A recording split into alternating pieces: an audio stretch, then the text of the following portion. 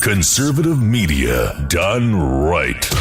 You're listening to the SHR Media Network.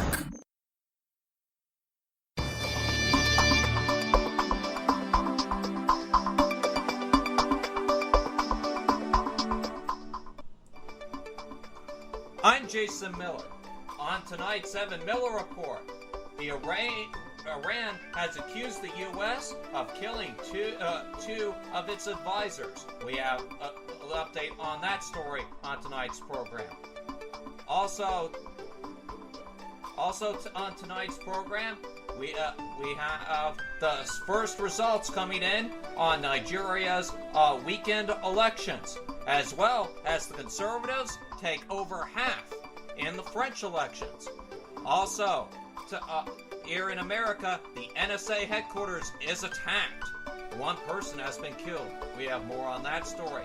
Plus, we have an update on the story we brought to you on Friday regarding Alan West possibly sexually harassing two women.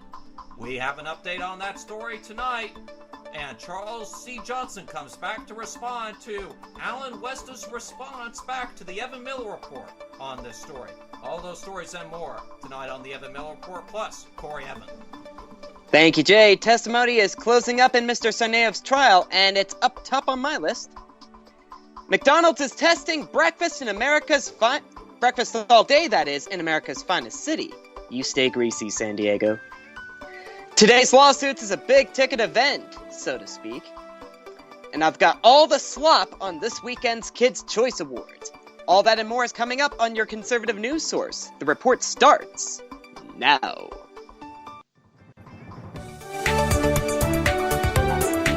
Live from Southern California, this is the Evan Miller Report. Jason Miller with news and politics, Corey Evan with business and entertainment. This is the Evan Miller Report on SHR Media and Public Press Radio. Here now, Jason Miller.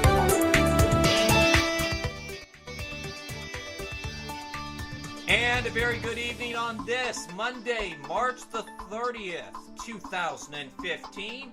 I'm Jason Miller, along with Corey Evan, who enjoyed his 3-day weekend, I am sure. Yes, I absolutely did.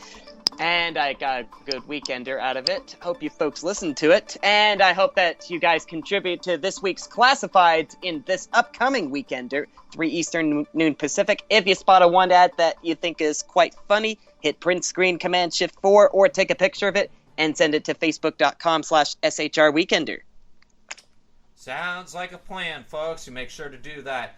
And we welcome you to tonight's program. As I mentioned in our teaser, we have gotten a response from the office of Alan West in regards to those allegations made by Charles C. Johnson of Got News. And Charles C. Johnson will be joining us near the bottom of the hour to respond to that. Not only Alan West responding, but his wife responding to it tonight. Charles C. Johnson's reaction to that at the bottom of the hour near 8:30 Eastern here on the Evan Miller Report.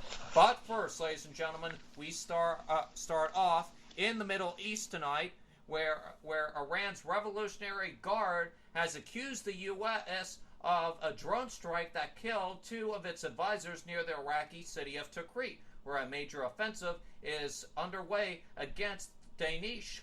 But the U.S. said today its coalition conducted no airstrikes in the area during the time of the incident. U.S. Central Command said it didn't target the area around Tikrit from March 22nd through March the 24th, the window when the Guard said the 2 men were killed. The claim came as negotiators from 6 world powers and Iran attempt to reach a deal on Tehran's contested nuclear program, which hardliners in the Islamic Republic fear will end with Tehran giving away too much to the West. The Iranian Guard said on its separate IR website that the strike happened March the 23rd as the men supported Iraqi forces trying to retake the Islamic State held city of Tikrit or Daesh. It identified the dead advisors as Alia Zerdidi and Hadi Jafari, saying they were buried Sunday. It did not say whether Iran contacted Iraqi or U.S. forces after the strike. Iran occasionally reports on the death of its forces in Iraq and in Syria, where its advisors support embattled President Bashar al-Assad. But this is the first time Iran said it has lost forces in a U.S. attack in those campaigns. The U.S.-led coalition began surveillance around Tikrit, Saddam Hussein's hometown, on March the 21st after the Iraqi offensive had stalled. The coalition said it began airstrikes on Tikrit the night of March the 25th. The U.S. Air Force Central Command recorded no strikes by coalition aircraft, manned or unmanned, in the vicinity of Tikrit from the 22nd to the 24th of March, said spokesperson Colonel Edward T. Schultz in a response to an inquiry from the AP news agency. And of course, stay with the Evan Miller Report. We'll keep you up to date on that story as information becomes available. Over to Nigeria now, where early results from Nigeria's election show little separating the incumbent President Goodluck Jonathan and ex-military ruler and dictator Muhammad Buhari. With 8 states and the capital Abuja declared, President Jonathan's People Democratic Party has a lead of about 20,000 votes. Final results in the closely contested poll are due Tuesday. The U.S. and U.K. in a joint statement expressed concern over possible political interference in the count.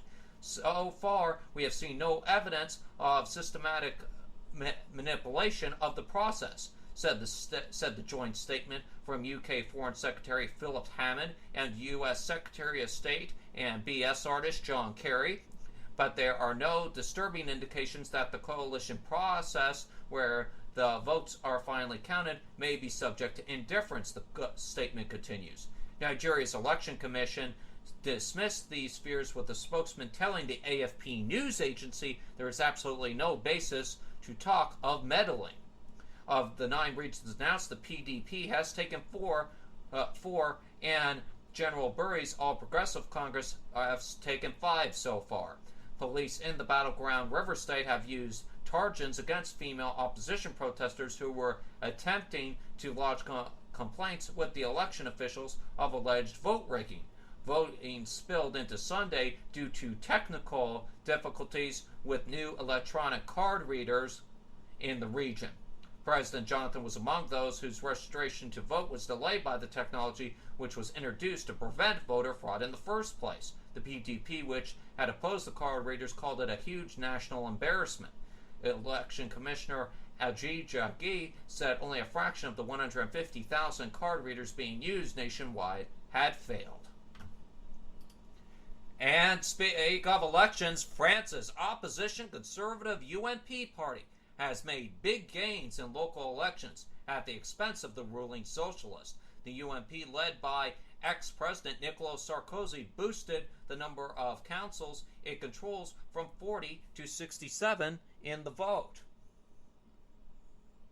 Pardon me, ladies and gentlemen.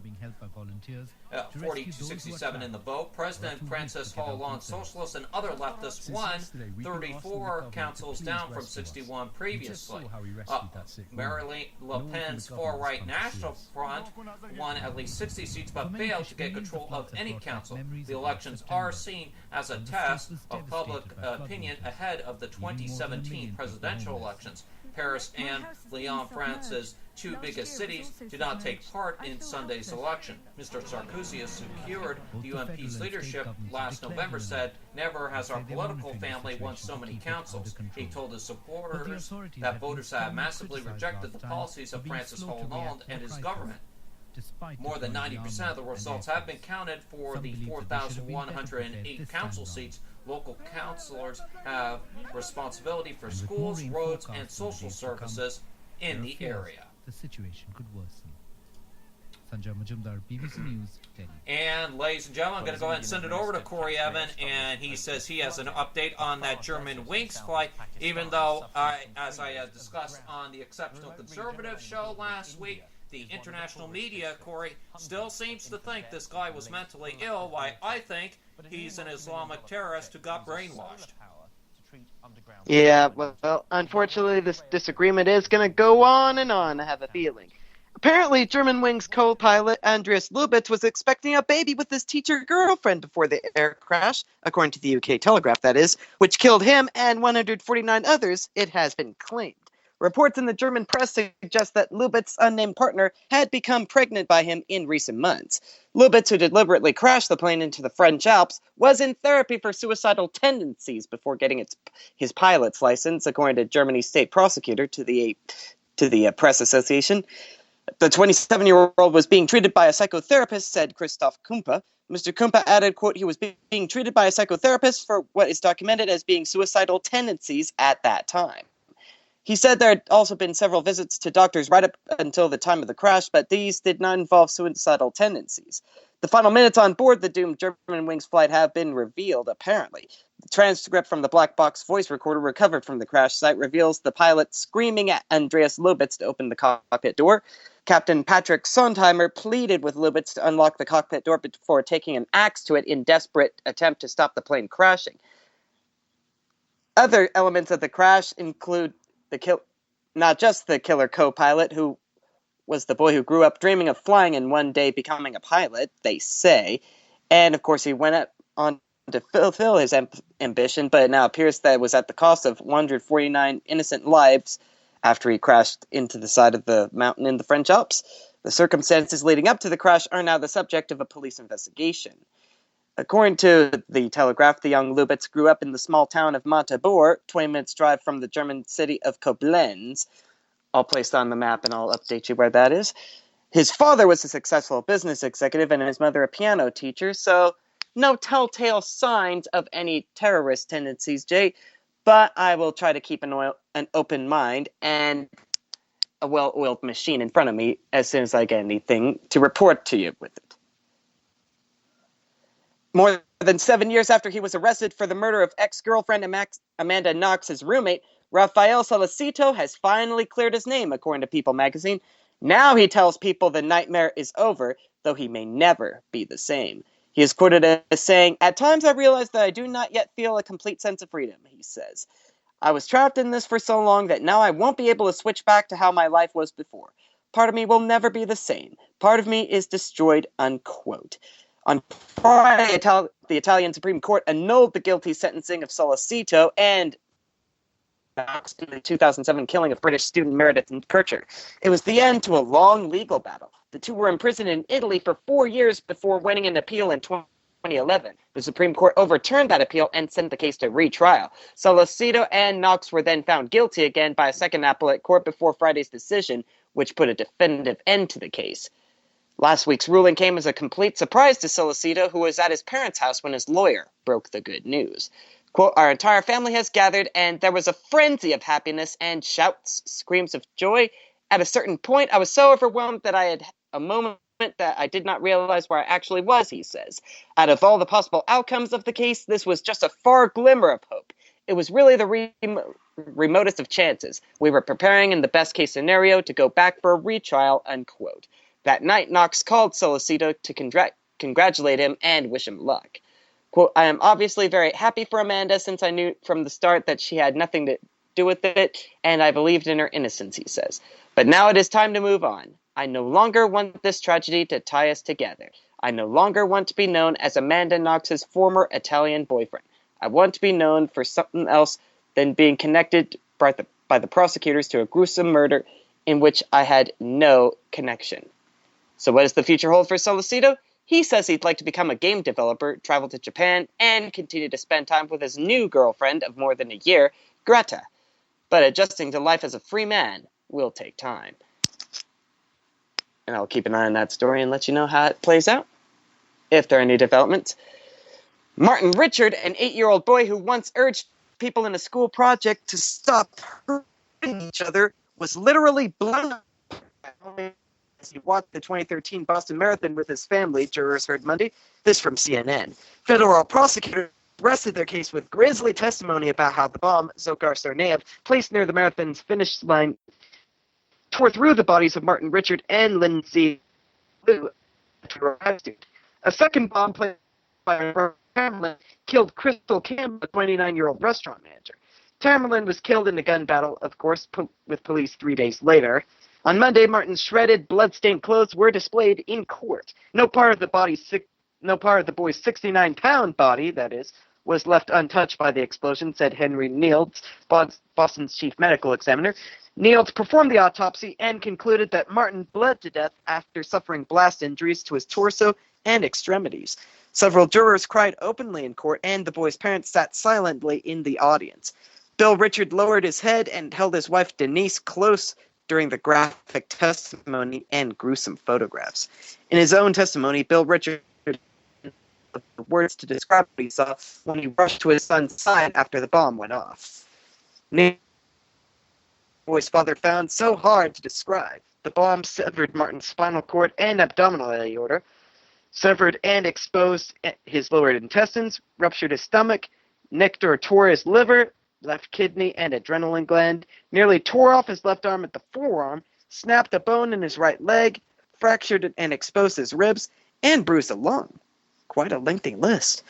Martin had third-degree burns on his back, butt, and left calf. His scrapes, bruises, and perforations from blast debris. Many of the injuries were likely to result in death, but perhaps the most serious was his severed aorta. It's a major blood vessel, Niels said, and Martin bled to death in minutes. Oh, man. I'd hate to be the father of that young boy. But, of course, I will continue keeping an eye on the Boston Marathon murder trial, and I will keep giving you updates as they come in, one after the other. The federal government became owners of one of the biggest troves of Bitcoin thanks to seizing millions of dollars in the digital currency from criminals associated with the online black market, Silk Road. Two federal agents who helped lead one of several investigations in the case allegedly decided they wanted some of the money for themselves, according to a new federal court document provided to CNN. The two now former agents from the Drug Enforcement Administration and the U.S. Secret Service are charged with wire... the Secret Service yet again making headlines. Any rate, they're charged with wire fraud, money laundering, and other offenses for allegedly stealing bitcoins during the federal investigation of Silk Road, an underground illicit black market federal prosecutors shut down in 2013. The charges in criminal complaints filed in San Fran federal court paints a picture of corrupt federal agents trying to enrich themselves as they tried to bring down one of the internet's top cyber criminals. Talk about going from trying to solve a crime to becoming a criminal yourself. Any rate, the charges against the agents could end up causing complications for the government's case against Ross Ulbricht, also known as Dread Pirate Roberts, the Silk Road founder. Ulbricht was found guilty last year of aiding drug trafficking with his site. He's awaiting sentencing. As a result of the case against Ulbricht and others, the federal government seized Bitcoin that it said at the time was valued at more than $33 million. The agents now facing charges led a Baltimore-based murder-for-hire case against Ulbricht, separate from the drugs-related case on which he was found guilty. The murder-for-hire case remains pending. Prosecutors identified the agents as Carl Force, 46 years old, of Baltimore, a special agent with the Drug Enforcement Administration, and Sean Bridges of Laurel, Maryland, a special agent with the U.S. Secret Service. Yet again, a Secret Service agent and his accomplice making headlines. Man, they've got quite a mess to clean up at the Secret Service, don't they, Jay? Certainly do, Corey, and it doesn't seem like first time around when it comes to this. It looks like that whole organization needs a complete and overall refit when it comes to management of that organization. Secret Service just running awry. Yeah, I figured that one out when I heard of the drink driver crashing into the Capitol. Yeah, it's disturbing to say the least. Thank you very much, Corey Evan. We'll be back up with some more news in a couple minutes. Meanwhile, one man has been killed and another seriously wounded after a shooting at a gate to the U.S. National Security Agency, also known as the NSA headquarters near Washington. NSA officers fired on a vehicle that allowed to follow commands and charged a police vehicle blocking the road. An unnamed official told the Associated Press that the men inside the car were dressed as women. One of the car's occupants died on the scene while the other was injured and taken to a local hospital. The incident began shortly at 9 a.m. local time when at least two people attempted to drive the vehicle into the National Security Agency section at the Fort Meade facility. The NSA, in a rare public statement, said the driver refused to obey NSA police officers' commands to exit the secure area. The vehicle charged towards the NSA vehicle, which it smashed into as the police fired on it, the statement said. The statement does not mention anyone other than the NSA firing a weapon.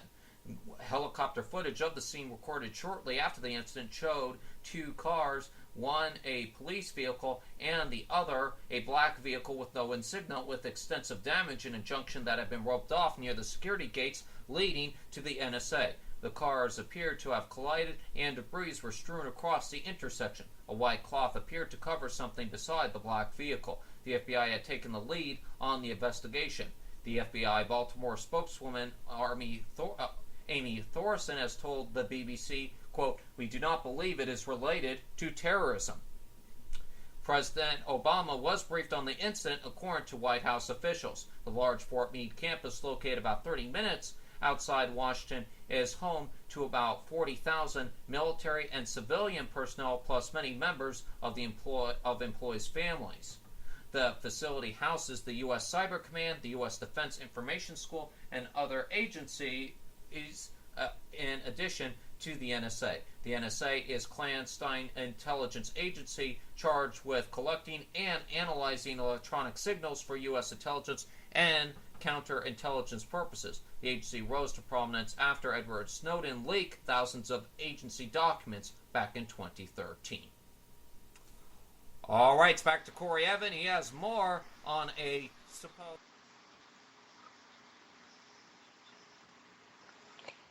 Unfortunately, it's true, Jay. In Florida, according to the AP, authorities say an overloaded church van ran through a stop sign, crossed all 4 lanes of a dark rural highway, and nosedived into a canal, killing 8 people and injuring 10 in southwest Florida. The Florida Highway Patrol has identified the victims of the early Monday morning crash as driver Volsaint Marseille, Jude Petit-Frere, Aubernice Petit-Frere, Lafayette Lochard, Madeleine William, Wani LaRose, Dazilla Joseph, and Servilis Diodone. FHP says the van was heading back to a church in Fort Pierce, north of West Palm Beach on the Atlantic coast, after a weekend convention in Fort Myers. 18 people were in the 15-seat van when it crashed at about 12:30 a.m. Monday. There's your warning sign, people, that it was overloaded. 15 seats, 18 people. The van had gone down an 8 to 10-foot embankment and landed in shallow water of the canal, which is lined with tall grass and weeds. Ah, man, I'd hate to be in that case. Hate to be in that van, I mean. And here's one that I've got for you. Actually, Jay, do we want to do global socialism right now, or want to wait until after your guest comes on? We could do it now. Awesome. Then we'll go ahead and grab my little mic, and we'll go ahead and go right into our continuing battle against global socialism. Yeah, we'll just go with no theme. Not a problem, Jay. Yeah, I've got my private line going. This is the case in which Corn Revere, Ronald London, Lisa Zeikerman, and a member of the Washington Post filed an amicus brief on behalf of Meth Tinker and John Tinker of Tinker versus Des Moines Independent School District. In the decision, the Ninth Circuit upheld a California high school decision to forbid students from wearing American flag T-shirts on Cinco de Mayo. The court essentially concluded that the heckler's veto theory could be applied in the special context of K-12 schools, when there's reason to think that student speech would lead to violence against the speakers, and there had been threats of racial violence aimed at the students who wore such shirts the year before. The speech can be restricted. You can read the opinion and the dissent from Denial of Rehearing and Bank, which I will post on our Facebook page, facebook.com/The Evan Miller Report. The Supreme Court's decision means that the Ninth Circuit decision stands and remains precedent in the circuit, but a denial of certiorari is not a judgment on the merits of the question. It's the court's well-settled view that denial of certiorari imparts no implication or interference concerning the court's view of the merits. The court may refuse to hear a case simply because the case enough to the justices, because it has procedural features that keep it from being a useful vehicle for considering the matter, or for many other reasons. This writer from the Washington Post does hope the Supreme Court revisits the question in some future case, and we here at the Evan Miller Report say so do we. And a lawsuit seeking to block Louisiana's use of Common Core was dismissed by a state district judge Monday, who said the legal challenge was filed too late. 17 state lawmakers sued the State Education Department and the Board of Elementary and Secondary Education in July, saying education leaders didn't properly enact the multi-state English and math standards. Governor Bobby Jindal later joined the lawsuit. Superintendent of Education John White, a Common Core supporter, said the Education Board argued that the legal challenge had to be filed within 2 years of the standard's adoption in 2010. District Judge Tim Kelly agreed, and the case was thrown out. Jindal said he was disappointed Kelly didn't rule on the merits of the case. The Republican governor said he supports plans to appeal the judge's decision and noted his separate federal lawsuit is still pending. You all know what the Common Core standards are, those of you who are our more dedicated listeners on the program. But as some people may not know, they've been adopted by more than 40 states as a way to, quote, better prepare students for college and careers. But I've heard several employers say just the opposite. The lawsuit alleged the Board of Education and Secretary of Education, or BESI, and the Education Department did not follow Louisiana's Administrative Procedures Act when adopting the standards. The act requires public notice, a comment period, and legislative oversight. And Jay, what would you say the odds are of any of those having been dealt? Probably didn't happen. They're probably just trying to force it down people's throats and sneak it in without people knowing. Yeah, sounds about right. So, when will we be allowed to wear the American flag in public without being disgraced by those who are not of America? When will we gain the upper hand on Common Core and finally show people how rotten it is? And will someone stop that buzzing noise in the background? You can probably not hear it, but I hear it loud and clear. Stay tuned for developments on our battle against global socialism. And Jay, I'll send it back to you. I've got our business report coming up after the break. Yes, Jay, when I come back, not only is McDonald's starting up breakfast in San Diego all day long, but Volvo is also coming stateside with a new factory, they say, and it's going to cost $500 million. StubHub and Ticketmaster are going at it yet again in lawsuits across America. And in entertainment, I do a little wrap on this weekend's Nickelodeon Kids' Choice Awards. And Jay, I hear you've got a guest who's about to make a splash on the scene.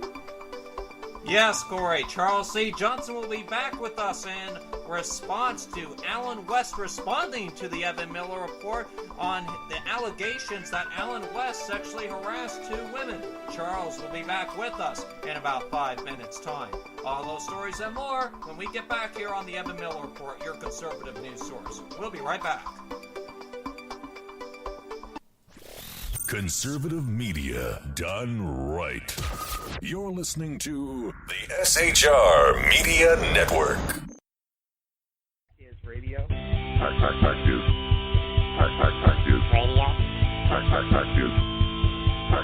News. Radio. Conservative media done right. You're listening to the SHR Media Network. How you doing? John Grant here. When I'm not slaving over a hot microphone on the 405radio.com Saturdays at 10 a.m. Eastern, I check out Sean and Clint here at Sackheads Radio. We all appreciate the best political bloggers, writers, and commentators. We either get them on our shows or we make fun of them, as it should be. So check us out live Saturdays at 10 a.m. Eastern or forever on the podcasts on the 405radio.com. This is Tammy Jackson, inviting you to join me on the Tammy Jackson Show every Tuesday night at 7 p.m. Pacific on the 405radio.com. Put down that remote and tune into the show that covers politics, guns and the Second Amendment, religious liberties, sanctity of life, the military, and more. I host newsworthy guests and work hard to be a conservative radio show that's not like all the others. So save Tuesday nights at 7 p.m. Pacific for me, Tammy Jackson, on the 405media.com.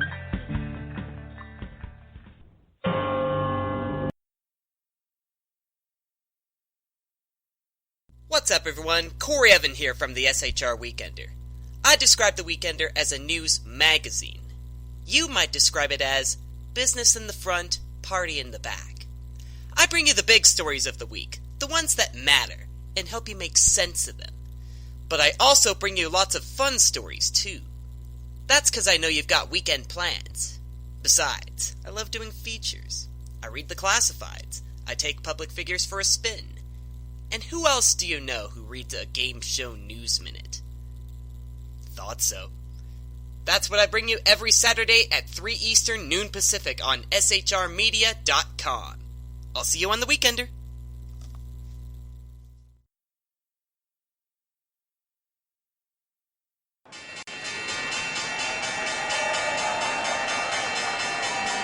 We're back with your business report. There's that beautiful closing bell on the Evan Miller Report on SHR Media. I'm Corey Evan. Jason Miller will be back with our special guest in just a few moments. But a beautiful day on Wall Street, just as it is in. The Dow is up 263 points at 17,970. The Nasdaq following suit up 56, 947 total, and S&P 500 25 up at 2086. Good job, guys. In a deal with U.S. prosecutors, Swiss private bank BSI agreed today to pay a $211 million penalty and hand over leads on more than 3,000 accounts with U.S. ties, as well as the actual names of an undisclosed but presumably much smaller group of U.S. account owners. This is according to Forbes. The non-prosecution agreement, which allows BSI to avoid criminal charges in the U.S., is the first to be sealed under a controversial amnesty program the U.S. Department of Justice announced in August 2013 for all Swiss banks except for the 14 already under criminal investigation at that time. Last year, one of the 14, Credit Suisse, Switzerland's second largest, pled guilty to a felony and agreed to pay a total of $2.6 billion in fines and restitution for its role enabling U.S. tax cheats. BSI, which managed assets of nearly $100 billion at the end of 2013, agreed last year to be acquired by Brazilian investment bank Grupo BTG Pactual, which is controlled by André Esteves, who Forbes estimates is worth $2.5 billion, making him Brazil's 13th richest individual. At a briefing of the deal today, Department of Justice officials declined to comment on whether BSI's impending change of ownership had made it more eager to settle the matter, but noted that several other Swiss bank deals would be announced soon. Volvo announced today that it plans to invest $500 million to build a new plant in the U.S., and multiple reports have said North Carolina is among several southeastern states in the running. Volvo's announcement didn't mention any specific location, saying it has drawn up a short list of potential locations, and full details of the location of the new factory and the size of the investment will be announced at a later date. The Financial Times and several other news outlets reported in January that the company was in talks with North Carolina, South Carolina, and Kentucky. The automaker is now moving quickly. The company's CEO, Hakan Samuelson, told the Wall Street Journal that the location will be announced in about a month. Volvo is owned by China-based Geely Holding Group.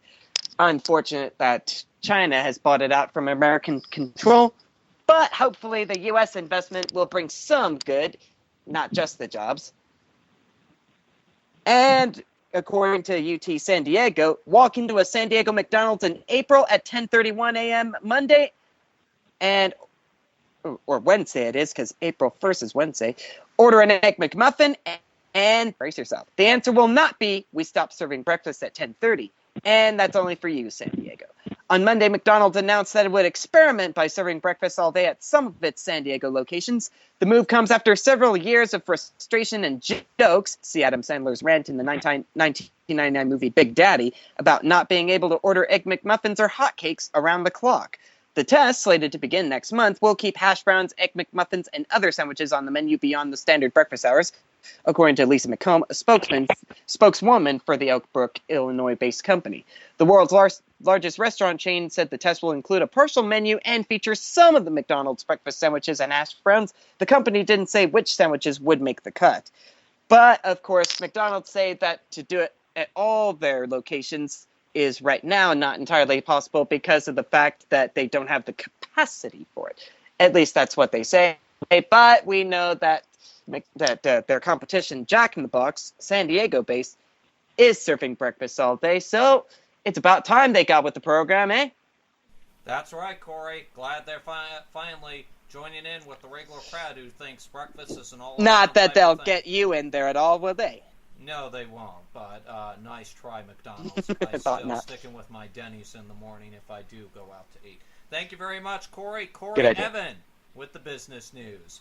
All right, folks, it's the bottom of the hour, just approaching 8:35 in the east, 5:34 in the west here. And Charles C. Johnson is back with us in response to a story we brought you on Friday where Charles said in an article on Got News, his website, that Alan West had sexually harassed 2 women. Well, we contacted Alan West for comment, and he did get back to us today per the NCPA, the National Center for Policy Analysis, and their response was, quote, "Good afternoon, Jason. In response to your request for comment from Alan West, I can tell you that he categorically denies the accusations. They are without merit." And I will not be saying who the person is. All I will say is that it is Alan West, his assistant, who responded to that. Also coming out today was Alan West's wife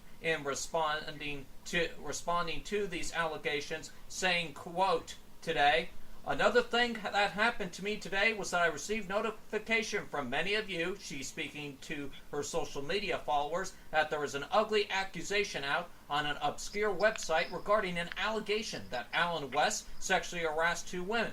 This accusation was quickly propagated by a local talk person by the name of Joyce Kaufman, and she is complicit. Joyce has a small show that is juxtaposed with Rush Limbaugh, so it is imperative that she creates local buzz in order to garner an audience.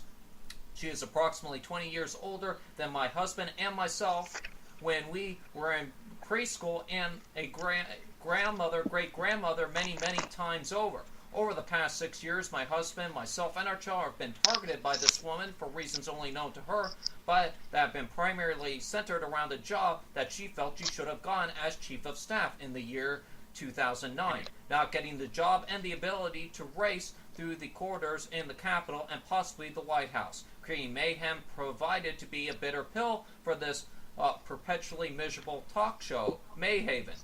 As people do, we moved on to different things and different jobs. Kaufman supposedly jumped out of a moving plane, married again, and had a new grandchild on the West Coast. Stood in the pouring rain and mud of Port St. Lucie protesting Marco Rubio. We did not know she was out there until the flood watch was announced, and tried to continue burning her church for a job that it never had, and harassing the West family by utilizing the airwaves of radio station WFTL in Fort Lauderdale.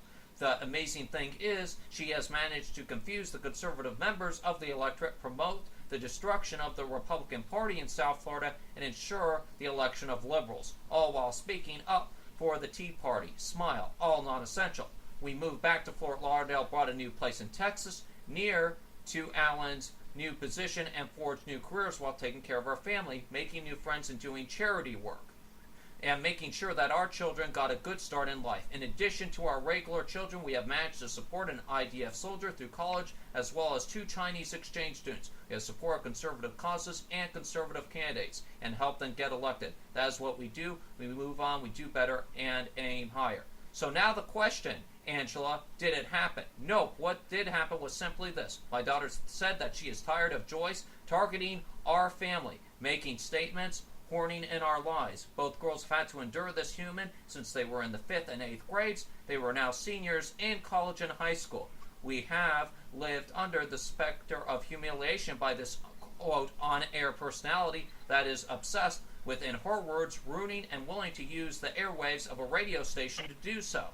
Bottom line, putting up with the bitter bite of this person is intolerable to my husband, my children, and me. We are one. The last line of insult that any person of color will ever have to deal with is sexual allegations. You see, this is what people who want to ruin black people do. They make a sexual allegation. Herman Cain and Jennifer Carroll are on the latest targets in recent years. This will not stand, I'm afraid, in a difficult person when necessary. She is unafraid, I should say. I am unafraid in a difficult person when necessary. And Charles C. Johnson joins us to respond to this. Good evening, Charles. Well, thank you for having me. She was quite open, Mr. West's wife, to Joyce Kaufman, whose radio program you went on to last week, saying that she has her own personal vendetta against the West family. Your response? Well, I encourage people to go and listen to the radio broadcast themselves, which is at gotnews.com, I've known Joyce now for a few years. There's no indication that I see that she had a vendetta. At issue are the charges presented of two women, Sarah Culverhouse Mills and Michelle Fields, both of whom were sexually harassed while they were working for Pajamas Media, or allegedly sexually harassed, according to sources at PJ Media, according to friends of theirs, according to virtually, to virtually everyone who would know. And the idea that I'm a racist because I hold Allen West to the same standard that I've held other members of Congress to and other politicians to is, frankly, a little disturbing. The Herman Cain allegations surrounding his tenure at the National Restaurant Association were in fact true. There were many people who testified to their veracity. They were used in court filings. They were settlements negotiated. So as far as I'm concerned, it's kind of a red herring. What I find interesting about it is that they've decided to make it about me rather than about the serious allegations. And I'm afraid we're going to have to go and release more names of more people who were sexually harassed by Allen West. And I would note, there are other people who've come forward to me in South Florida politics. There are other people who've run for office that have come forward with other allegations, and that I and my team are investigating those right now. And it's really unfortunate because, as I said before, I was a supporter of Allen West. I wanted him to run for president. I actually came upon this kind of darker side of Allen West when I was vetting him for a potential consideration for president, in 2012. So it's a really kind of it's an open secret in Florida politics. And unfortunately, I think they've decided to make it about me and about Joyce, who, I've got to say, Joyce had literally nothing to do with the story. All that happened was I sent her a link to it because I knew that she was interested in South Florida politics, and she had me on her show and we discussed it. And now the West family, or at least Angela West, is apparently going after Joyce, and I just find that really kind of odd, frankly. But Angela made it quite clear in that post, not only on her website, but on social media, because obviously a lot of people have seen this story over the weekend and have contacted Miss West and the likes of Mr. West, who contacted me through his assistant, through the National Policy Institute today, and says that they categorically deny these accusations that you're putting forth. And I've heard from other people and these are people who are telling me that you are out to make a big story on yourself and try to get yourself onto a big story, like some reporters sometimes use people to do. What's your response to these people? What I would say to them is that, sure. Well, first of all, it's the National Center for Policy Analysis. The National Policy Institute is a white supremacist group, so we should be very careful here. Right. But yeah, basically, what I would say here is that I have a track record of getting many, many stories correctly. I was the first reporter to start breaking the stories related to Senator Menendez for 2 years. People said I was crazy, and a few weeks ago it was revealed that Senator Menendez is under indictment for corruption, dealing with a story that I first uncovered with a team at the Daily Caller. So I'm not in the business of sort of making things up. I did have a strategy in place for West denying these rather serious, rather substantive allegations, and so now we're going to have to go into that strategy now of revealing more information about Allen West, including affairs, including other women, both in the South Florida Republican Party, as well as elsewhere. And so, I'm disappointed in the West that they've decided that they want to make it. I mean, they've essentially accused me of racism. I would encourage them. They don't mention me by name, and I think this is quite deliberate because they know that if by smearing me by name, they know that they're subject to libel. Well, I've been very clear about this. I beg and I encourage the West family to sue me because, after all, it's libel per se to accuse somebody of sexual impropriety. Hold on, Charles, or sexual harassment. Hold on just a second. Are you now saying live on air on our program that you're hoping Allen West sues you for defamation of character or for libel for wrongness in the story, you're actually challenging the West to do this to you? Well, it would be... Oh, yeah, I encourage him to, and I've said so on social media. I've said so everywhere. I mean, I stand by the facts of the story. You said so on Twitter, which I find surprising. There's not many journalists who would come out and say, "Well, come out and sue me." So why you are in the belief, sir, that this story is true, that you're willing to be sued by the likes of Allen West to prove your own story. And I'm not taking Allen West's side in this, Charles. Just to be clear here, I'm looking at this as a reporter and a journalist, and you're willing to put your whole journalistic career on the line because you believe that this story is true. Oh, not only am I willing to do it, I'm so confident of the sourcing of the material. I'm so confident of other material that I have that would come out in a courtroom case that I'm not currently at liberty to release because of the promises I've made sources. And I know that when we go to trial, if we go to trial, that I would be able to reveal all of that information. So I encourage Allen West and Angela West to sue me and to actually call witnesses and to go in. And I'm happy to release all the material that I have. And, we can cross-examine witnesses. We can cross-examine people who were there. It's unfortunate that it would have to come to that level, but, it is a fact that if my sourcing is incorrect, not only have I defamed Allen West, but I've also libeled him.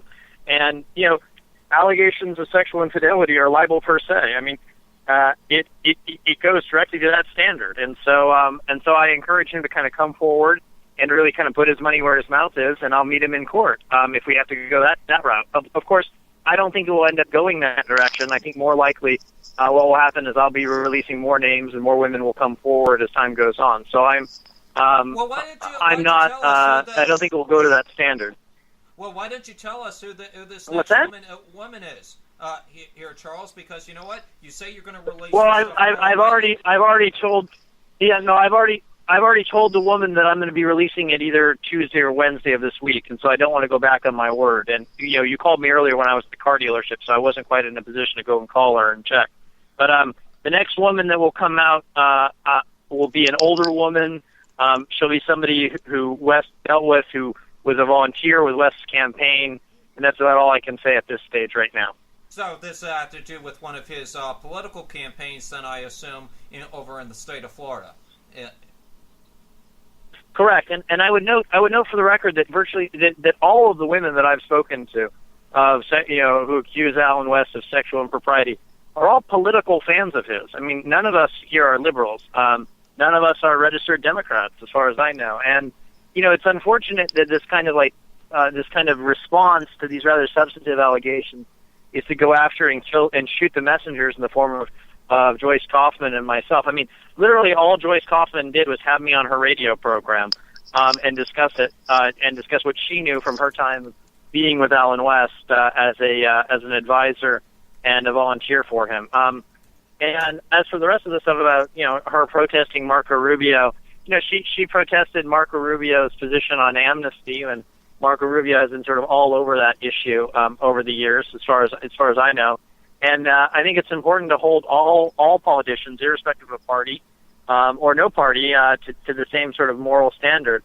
And I would note that while I'm being smeared as a racist, I've done stories going after the sexual impropriety of white members of Congress, of Hispanic members of Congress, in the form of Senator Menendez, and I guess now in the form of black former members of Congress in the form of Allen West. So I encourage Allen West, if he's confident, that he should sue me, and then we'll go to trial, and then we'll have it out. Of course, I don't think it will actually go to that standard. I think more likely than not, he's hoping this issue just goes away, and I'm afraid it's not going away. I've already heard from other women I didn't even know about since our Friday interview, and since my story went live on Thursday evening. I've heard from other women who also say that Allen West was inappropriate with them. Well, tell me how many. Can you tell me how many women are there? Because you say there's another woman coming out tomorrow. You tell me you can't identify. Sure. identify her, Charles, because of confidentiality agreements. But really, how many women are there? Because people are some people are aghast of this. Some people have even told the likes of me, why are you even covering this story, Jason? Why would you even want to cover a story out this? This is something the left would love to pull out and love to use. And you don't even have the likes of MSNBC, you don't have the likes of CNN, or even any of the national networks pulling this out. So the people who talk to me even question the fidelity of your story here, Charles, when they say, oh, the national media, the mainstream media would be on fire with this if this was true. Well, I don't know that that's necessarily the case. I mean, there's a story today about the DEA stealing some Bitcoin money from a Silk Road case, and I've been writing about this. The guy who's in jail right now for being the head of the Silk Road being innocent for 2 years now, and it looks like people are coming around to my position. I oftentimes have a history. I have a history of basically being far out on a topic. I was the first journalist in the country to say that the UVA rape hoax was fake, and so oftentimes it takes people a while to kind of catch up to me. But I'm utterly convinced of the sourcing. I encourage people to contact Sarah Culverhouse-Mills. I encourage them to contact Michelle Field. Ask her directly. Ask her for comment on record or otherwise, and to really go and weigh in for themselves. It's unfortunate that people seem to have this sort of like right-left bias when it comes to the presentation of news. I've gone after left-wing targets, I've gone after right-wing targets, I've gone after middle-of-the-road targets, and from my perspective, as somebody who breaks news and who runs a news company, it's often good to have a monopoly on stories. So perhaps it would be nicer if the NPR or CNNs of the world would cover it, but just because they don't cover it doesn't make it any less true.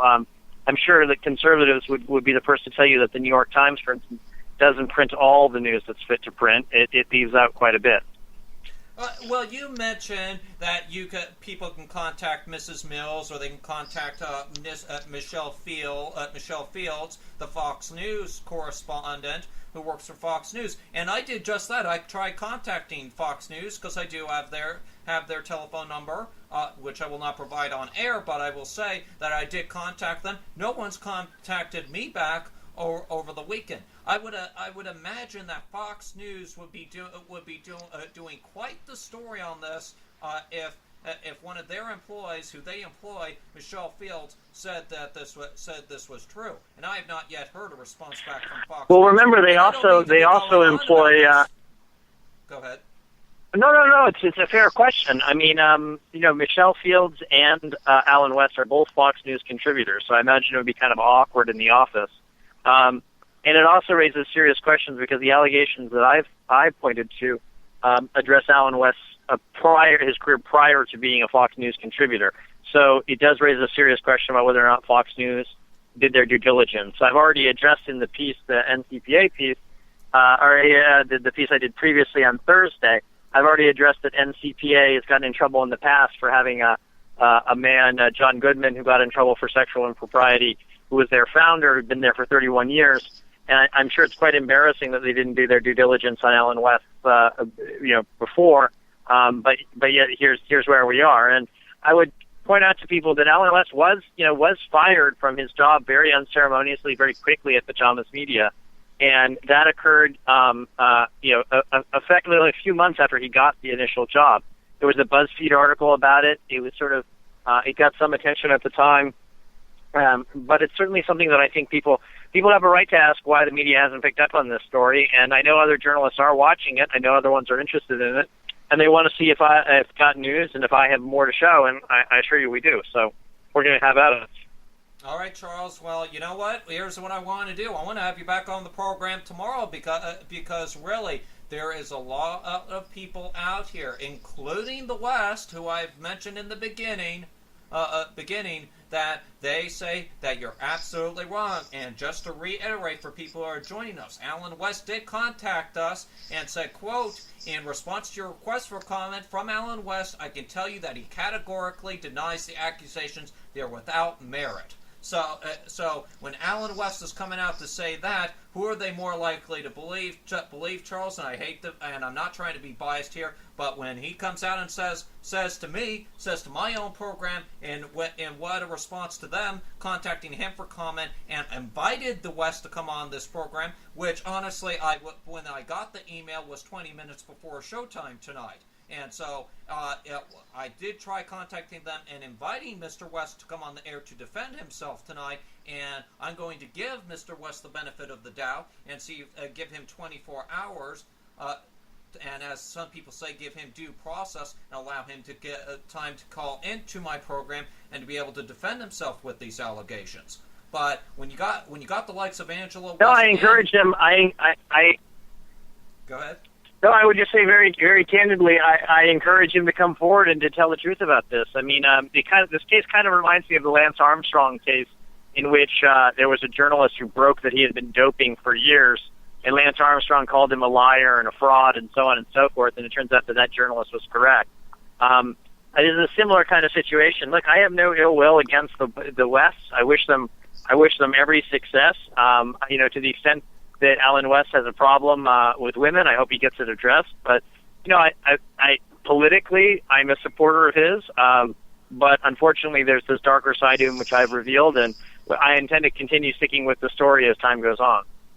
All right, Charles. Well, we'll have you back on tomorrow. And, of course, go to facebook.com/The Evan Miller Report. Go to shrmedia.com. We have the interview from Friday with Charles posted up there if you missed any of that story. And, of course, we're going to be posting this update later tonight on shrmedia.com. Look there. And, Charles, I want you back on the program tomorrow. So let's talk after the show is over tonight. Give me a call, or I'll call you, however we'd like to do it. And let's get you back on the program tomorrow, because obviously this is not over. Thanks so much, Jason. Take care. All right. Thanks for being with us. That's Charles C. Johnson responding to Alan West's response to the Evan Miller Report tonight, saying tonight, once again, ladies and gentlemen, that in response for a request from comment from Alan West, he categorically denies the accusations tonight. And I do apologize to my co-host, Corey Evan. We are not going to be able to do Lawsuits Across America or the Entertainment Report tonight, just because this story, Corey Evan, is so important here. We have a possibility that a politician here has sexually harassed two women, and I needed to get down to the bottom of it with Charles tonight. So we absolutely right. You are completely justified in that. I forgive you, ladies and gentlemen. Go to our Facebook page, facebook.com/The Evan Miller Report, and you'll be able to read the lawsuits and entertainment stories that I was going to report on. But, of course, Jay, I totally forgive you, because anyone who, especially a politician who is involved in journalism, ought to know to respect his female peers, if you will. Absolutely right. Well, ladies and gentlemen, we are running out of time. We are running out of time here on tonight's program. So, for Corey Evan, I'm Jason Miller saying so long. The National Weather Forecast is coming up next with Sarah Keith Lucas from the BBC Met Office. Good night, everybody. There. While spring-like warmth is taking charge across some central and southern parts of the USA, Western Canada is looking fairly unsettled, and that's because we've got weather fronts coming in from the Pacific. During Tuesday, we're going to see further fairly heavy rain and some hill snow too, even a risk of flooding, for instance, for Vancouver Island. Elsewhere, it is a fairly quiet spell of weather, and the fairly dry, warm weather for many central areas, eventually that will push its way towards the northeast, where it's still another bit of a chilly day with some outbreaks of rain during the course of Tuesday. So let's have a look at Tuesday's weather in a little bit more detail. Starting off in the west, then we're going to see that weather front bringing outbreaks of rain and hill snow across British Columbia. Also for Washington State and Oregon, there will be some fairly heavy downpours. Cool conditions here as well. But to the south of that, it's looking still pretty warm and dry across California. The weather fronts may just push a little bit further south into California later in the week. Still some rain for the New York area during the day on Tuesday, perhaps a bit of sleetiness on the northern edge of that. To the south, though, it's looking largely dry with some sunshine for the likes of Raleigh, for instance. A bit of rain at times across parts of Georgia into northern Florida too, but down towards Miami, largely dry and settled. So, conservative media done right. You're listening to the SHR Media Network.